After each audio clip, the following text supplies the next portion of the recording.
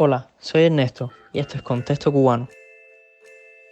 La vivienda, tener un techo digno y adecuado bajo el cual vivir, es considerado uno de los principales derechos humanos. La crisis de vivienda suele ser uno de los principales problemas en la gran mayoría de las naciones del mundo. En los países más desarrollados o de ingresos medios suele estar relacionado a su alto costo. Mientras tanto, en Cuba tenemos una situación diferente.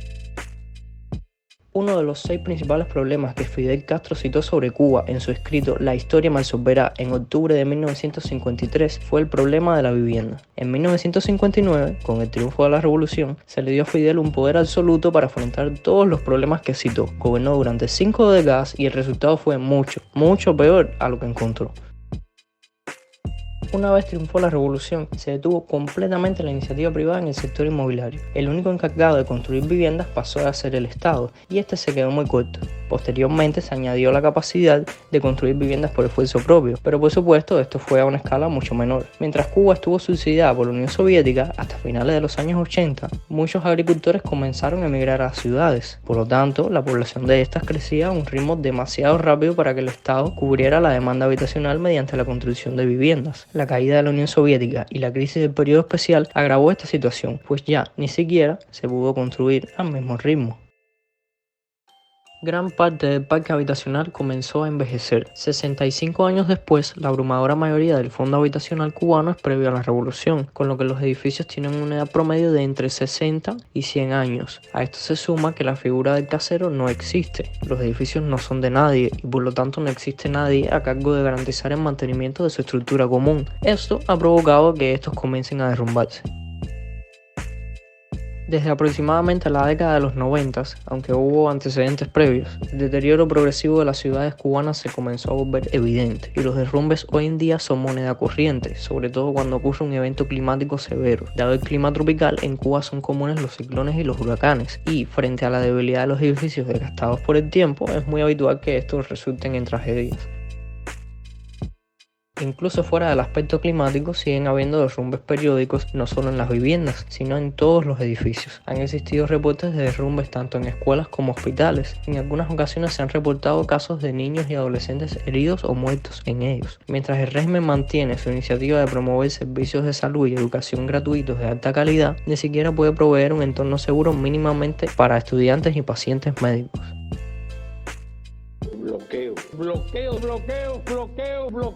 Doble bloqueo. Por supuesto, como es de esperar, el régimen se escuda de las críticas culpando a las sanciones por parte de los Estados Unidos. Las viviendas construidas en Cuba desde 1985 son, en buena cantidad, por esfuerzo propio y no de propiedad estatal. Mientras tanto, llama la atención que una de las partidas más grandes de la inversión pública del régimen vaya a parar a gigantescas y lujosas construcciones que se contradicen con el paisaje cubano, edificios institucionales, complejos de oficinas para compañías extranjeras y, por supuesto, hoteles.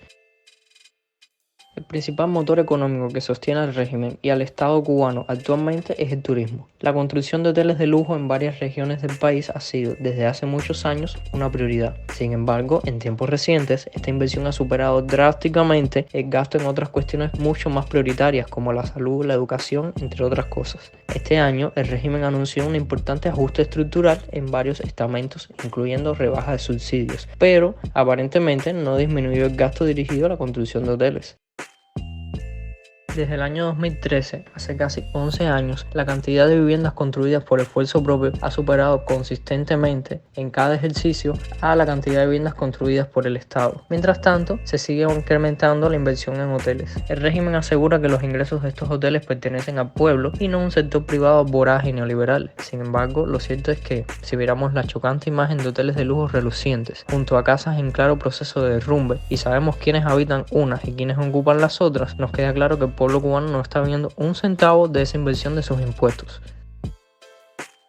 En Cuba ya hay hoteles suficientes para albergar a cientos de miles de turistas, con una tasa de ocupación de tan solo 27%. Por comparar, en República Dominicana, otro país caribeño cuyo sector turístico también es clave, el nivel de ocupación hotelera suele rondar el 60%. Y sí, después de la pandemia. Esto deja claro que hay una sobreoferta de hoteles en Cuba. Mientras tanto, el déficit habitacional en Cuba supera las 900.000 viviendas, según datos del propio régimen, por lo que existe la posibilidad de que incluso sea mayor.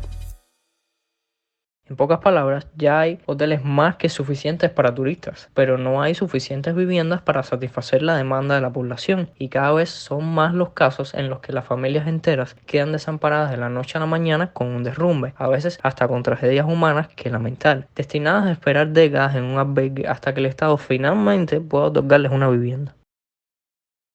Te invitamos a seguirnos en nuestras redes sociales como @contextocubano en Facebook, Twitter, Instagram y Telegram, y a suscribirte acá en YouTube. Vamos a seguir ampliando nuestros espacios de difusión sobre la realidad de nuestra isla.